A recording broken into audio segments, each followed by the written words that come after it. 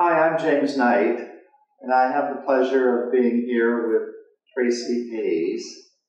And now, in looking back, you've become now an iMA Practitioner. Yes. How did that happen? What prompted you to become an iMA Practitioner? Well, I'd been living in Spain. I'd moved to Spain for 6 years, and I was still working in the telecoms industry back from home in Spain.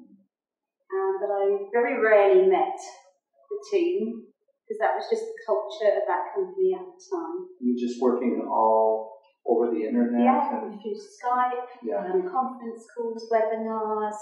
So we were using, computer-based technology or cloud technology, yes, as it's now known, digital technology, to communicate. Yes. And again, these were major change programs of work.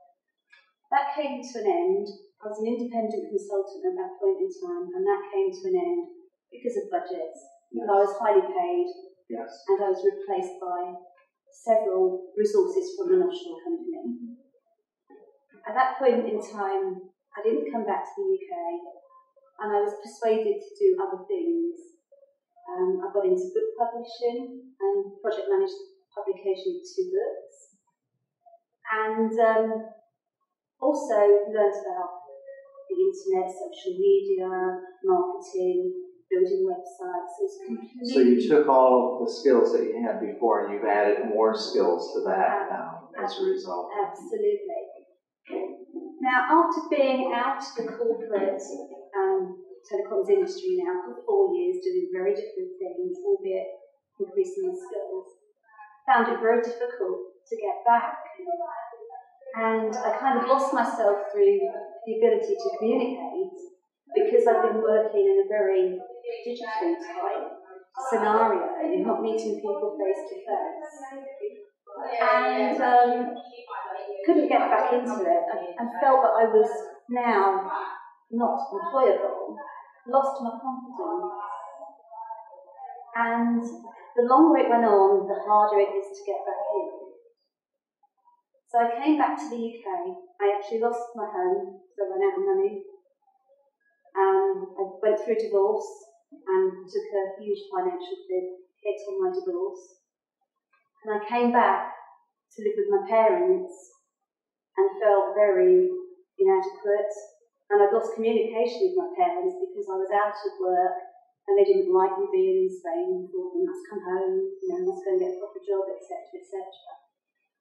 So I kind of, as a high blue, because I felt very uncomfortable, I completely withdrew and started to shut down and started to isolate myself for a period of time. I came back to the UK. My father persuaded me to come home and stay with him for a while, which was at the age of 52. That's a very difficult thing to do, having been independent since I was 15. So I came home, and I actually had an asset, a small asset, that I was able to sell, which I wasn't able to do from Spain. So it gave me a little bit of money to survive and kickstart. And I started business networking. And that's when I came to London. And I met David at the GKIC. And through that meeting, I think it was the first meeting I came to, I met James. And I loved the presentation on iMA. I could immediately see the benefits of how iMA could be used back in business, drawing upon my corporate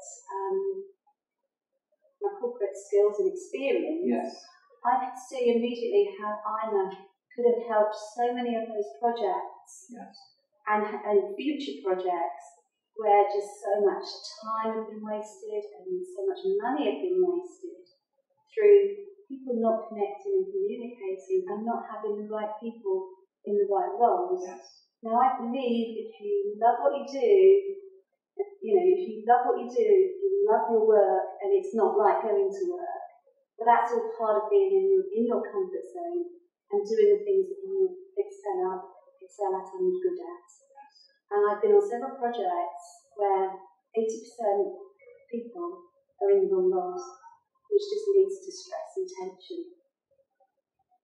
So that's how I came. And you became an iMA practitioner. Yeah, within a matter of weeks. And how has it affected you? How has it benefited you? Or has it benefited you? That's where it's really benefited me is I completely lost myself.